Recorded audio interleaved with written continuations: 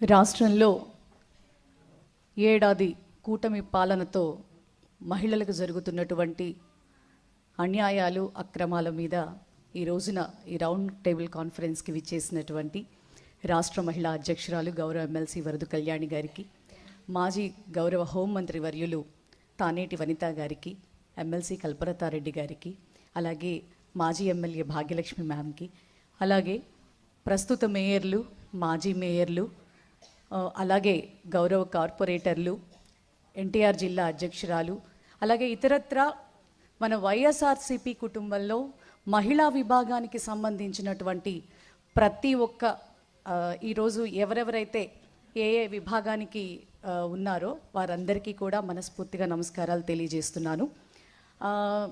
Madam చెప్పారు ఖచ్చితంగా, ఎందుకంటే అందరం కూడా చాలా సీరియస్నెస్లోకి వెళ్ళిపోయాం బాగా. సో ఆ ఇదిని పోగొట్టడానికి మ్యామ్ తానేటి వనిత మ్యామ్ నన్ను చేసిన రిక్వెస్ట్ని బట్టి, నిగ్గదీసి అడుగు ఈ సిగ్గులేని జనాన్ని, అగ్గితోటి కడుగు ఈ సమాజ జీవోత్సవాన్ని, మారదు లోకం మారదు కాలం, దేవుడు దిగిరాని ఏమైనా అయిపోని. Thank you. నిజంగా ఈ రోజున రాష్ట్రంలో మహిళలకు జరుగుతున్న అన్యాయాలు చూస్తూ ఉంటే ఇది అన్యాయ పాలన, అక్రమ పాలన అనేటటువంటి మాటలు చాలా చిన్నవైపోతాయి. కీచక పాలన, దుశ్శాసన పాలన అంటే చాలా కరెక్ట్గా ఉంటుంది. మన జగన్మోహన్ రెడ్డి గారి ప్రభుత్వంలో మహిళలు చాలా గొప్పగా చట్టసభల్లో 50% ఆధిక్యతని సంపాదించుకుని ఆ స్థాయికి మనం వెళ్తే, ఈ ప్రభుత్వం వచ్చిన సంవత్సర కాలంలో మళ్ళీ మహిళలందరూ కూడా అన్ని రంగాల్లో ఉన్న మహిళలు కావచ్చు, అలాగే మన బిడ్డలు, ఆడపిల్లలు, చిన్నవాళ్ళు కావచ్చు, 100 సంవత్సరాల క్రితం వంటింటికే పరిమితం అవుదామా అన్న ఇది ఎలా ఉండేదో ఈరోజు ప్రస్తుత ఆడవారి పరిస్థితి ఇంత దారుణంగా ఉంది. ఈ రోజున నిజంగా ఎంత భయంకరంగా అంటే, మేడం వాళ్ళు ఆల్మోస్ట్ చెప్పటం జరిగింది, మన ప్రభుత్వం రాగానే 40,000 బెల్ట్ షాపులు రద్దు చేసి ఒక క్రిస్టల్ క్లియర్ ఇన్స్ట్రక్షన్స్తో మరి జగన్మోహన్ రెడ్డి గారి పాలన ఆ విధంగా ముందుకు పోతే, సంవత్సర కాలంలో 60,000 70,000 బెల్ట్ షాపులకి అవకాశం ఇచ్చి, గుడి లేదు బడి లేదు, ఎవరైనా సరే తాగండి ఊగండి అని చెప్పని మరి మధ్యాంధ్రప్రదేశ్గా సంవత్సర కాలంలోనే మార్చినటువంటి గొప్ప ఘనత ఈ చంద్రబాబు నాయుడు గారికి మాత్రమే దక్కుతుంది. నిజంగా ఎంత దారుణం అంటే, చంద్రబాబు నాయుడు గారికి అమరావతి మహిళలు మాత్రమే మహిళలుగా కనబడటం అనేది చాలా మనం బాధపడవలసినటువంటి విషయం. అంటే ఆ మహిళలు కాదా అని కూడా నేను మాట్లాడను, మనం కూడా మహిళలమే, ఈ రాష్ట్రంలో ఉన్న వాళ్ళందరం మనందరం కూడా మహిళలమే అని ఆయన గుర్తించాలి. ఎందుకంటే సాక్షి మీడియా ద్వారా ఎవరో జర్నలిస్టు మాట దొర్లినటువంటి మాటని పట్టుకుని ఇంత దారుణంగా సాక్షి మీడియా మళ్ళీ క్షమాపణలు కూడా చెప్పడం జరిగింది, కేఎస్ఆర్ గారు కూడా క్షమాపణ చెప్పడం జరిగింది బాధ్యత తీసుకుని. కానీ అంత జరిగినప్పటికీ కూడా కక్షపూరితమైనటువంటి చర్యలతో ముందుకెళ్ళి అసలు ఎలా చెప్తారు అసలు అయితే అసలు ఆ రేణుకా చౌదరి గారికి అయితే మహాతల్లి నిజంగా ఆవిడ కాంగ్రెస్ ఎంపీగా ఏ రకంగా ముందుకు పోతా ఉందో నాకైతే అర్థం కావట్లేదు. మనందరం సిగ్గుపడాల్సిన చిన్న మాట కూడా చెప్తాను నేను, ఎందుకంటే గతంలో అనుకుంటా యూట్యూబ్లో వీడియో చూశానండి నేను, జర్నలిస్టులు మీరు తాగుతారు కదా, మీరెట్లా సారా వ్యతిరేక ఉద్యమంలో పాల్గొంటారు అని అడిగితే అసలు నిజంగా దానికి దీనికి సంబంధం ఏంటని అడిగింది ఆవిడకి అస్సలు వర్తించదట.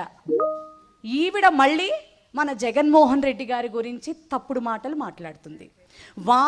వాళ్ళకి సంబంధించిన వాళ్ళు ఏం మాట్లాడినా తప్పులేదు, ఏమీ అసలు అది తప్పే కాదు. జగన్మోహన్ రెడ్డి గారిని మాత్రం, భారతమ్మ గారిని మాత్రం, విజయమ్మ గారిని మాత్రం ఏది పడితే అది అనేస్తారు, పేక పిసికి చంపేస్తే బాగుండని కూడా అంటారు. ఇవి తప్పు మాటలు కాదు.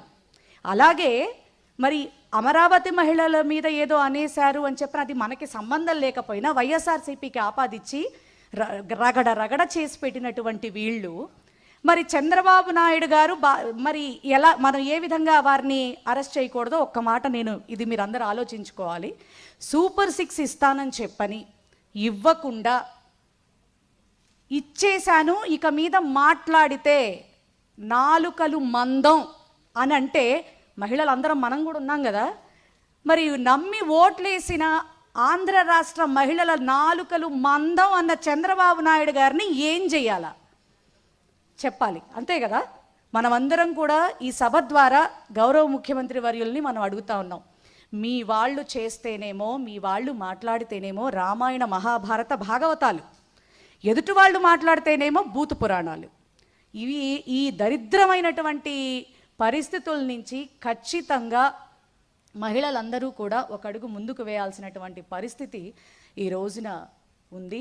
నిజంగా ఎంత బాధాకరం అంటే వీళ్ళ తారతమ్యం చెప్తా ఉన్నా. సోషల్ మీడియాల్ని అడ్డం పెట్టుకుని జగన్ గారిని ఏమైనా అనొచ్చు, భారతమ్మ గారిని ఏమైనా అనొచ్చు. అసలు ఆ చేబ్రోల్ కిరణ్ అనేవాడు, ఆ కిరా కార్పి అనేవాడు, సీమరాజా అనేవాడు రోజమ్మ గారిని కావచ్చు, అట్లాగే భారతమ్మ గారిని కావచ్చు, విజయమ్మ గారిని కావచ్చు. అసలు ఆ సీమరాజా అయితే అసలు మన లక్ష్మీ పార్వతి మ్యామ్ని వారి వయసుకి కూడా గౌరవం ఇవ్వకుండా ఎంత అసహ్యంగా మాట్లాడారు. మరి అవన్నీ మీడియా ఛానల్స్కి కనిపించటం లేదా అని అడుగుతాను. నిజంగా ఈ సందర్భంలో మా సాక్షి యాజమాన్యాన్ని కూడా నిజంగా మనస్ఫూర్తిగా అభినందిస్తా ఉన్నా. ఎందుకంటే ఏబిఎన్ కన్నా, TV5 కన్నా, ఈటీవీ కన్నా విలువలు విశ్వసనీయతతో ముందుకు పోతున్నటువంటి ఛానల్ అని నేను గౌరవంగా చెప్తా ఉన్నాను. ఎందుకంటే ఇంత దారుణమైనటువంటి పరిస్థితులు అంటే మీకొక న్యాయం మాకొక న్యాయం అన్న చందంగా మాట్లాడటం అనేది చాలా తప్పు. అసలు ఇంకా హోమ్ మినిస్టర్ గారిని తీసుకుంటే ఇక ఆవిడని చూస్తే చేతులెత్తి దండం పెట్టబుద్దేస్తుంది. నిజంగా గతంలో ప్రతిపక్షంలో ఉన్నప్పుడు మాట్లాడింది అంటే అధికారం వచ్చిన తర్వాత కష్టపడిన వ్యక్తికి ఏదో ఒక గౌరవం ఇచ్చి నిలబెడతారు అని. మ్యాక్సిమం ఆవిడకి హోమ్ మినిస్టర్ పదవి ఇచ్చేసారు, అయిపోయింది. ఆవిడ అడ్మినిస్ట్రేషన్లో ఉన్న విషయం మర్చిపోయి ఇప్పటికీ కూడా జగన్మోహన్ రెడ్డి గారినే తిడతాను, లేకపోతే ఆయన ఏం చేస్తే అది చేస్తాను అంటోందే తప్ప రాష్ట్రంలో ఆడపిల్లల మీద, మహిళల మీద ఇన్ని అరాచకాలు, ఇన్ని అక్రమాలు, ఇన్ని అఘాయిత్యాలు జరుగుతూ ఉంటే అదే మేడం, అదే అర్థం కావట్లేదు. అసలు ఆవిడికి పదవి ఎందుకు ఇచ్చారనేది జగన్ గారిని తిట్టడానికి అయితే అధికార ప్రతినిధి తీసుకొని కూర్చోవచ్చు మేడం, పార్టీ పదవి తీసుకోవచ్చు. ఈ దౌర్భాగ్యం ఎందుకు? నిజంగా ఈ సందర్భంగా మన టైంలో పనిచేసిన మేకతోటి సుచరిత గారికి, తానేటి వనిత మ్యామ్కి కూడా మనం హృదయపూర్వక అభినందనలు తెలియచేయాలి. ఆ పదవికి వన్నె తీసుకొచ్చారు. ఎందుకంటే చాలా గౌరవాత్మకంగా ముందుకెళ్ళాం మనం. మన టైం అనేది నిజంగా చంద్రబాబు నాయుడు 40 years ఇండస్ట్రీ అని చెప్పుకుంటారు. కానీ 5 సంవత్సరాల పాలన చేసినటువంటి జగన్మోహన్ రెడ్డి గారిని చూస్తే ఈయనకి ఎందుకంత భయం అనేది నాకు అర్థం కావట్లే. నెక్స్ట్ టైంకి అసలు జగన్ గారు ఉండకుండా చేస్తాడంట. నేను ఇచ్చిన హామీలు నెరవేరుస్తా, ప్రజల్లో ఉన్నటువంటి భయం పోగొడతా, ఆడపిల్లలకి అండదండలుగా నిలబడతా అని మాట్లాడకుండా జగన్ గారిని లేకుండా చేస్తాట. జగన్ గారు దైవాంశ సంభూతుడుగా మనం చెప్పాలి. ఎందుకంటే భగవంతుడి అనుగ్రహంతో పుడినటువంటి ఒక ప్రత్యేకమైనటువంటి వ్యక్తి. ఆయనకి తల్లిదండ్రులన్నా, మహిళలన్నా, అట్లాగే భగవంతుడన్నా చాలా భక్తి. ఆ యొక్క మంచితనంతోనే 5 సంవత్సరాలు కూడా చాలా చక్కని పరిపాలన అందించారు. అటువంటి నాయకుడికి మనం అందరం ఈ రోజున సైనికులుగా ఉంటాం, మన అదృష్టంగా భావిస్తా ఉన్నాను నేను. ఈ అరాచక పాలనని, ఈ అకృత్యమైన పాలన 29లో పోవాలని మనస్ఫూర్తిగా కోరుకుంటూ హోమ్ మినిస్టర్ గారి గురించి ఒక చిన్న మాట చెప్తా. 24 గంటలు మన మాజీ ముఖ్యమంత్రి వర్యులు జగన్మోహన్ రెడ్డి గారిని పట్టుకొని ఒక పులివెందుల ఎమ్మెల్యే అంటోంది. పులివెందుల ఎమ్మెల్యే అంటే నీకెందుకంత భయం?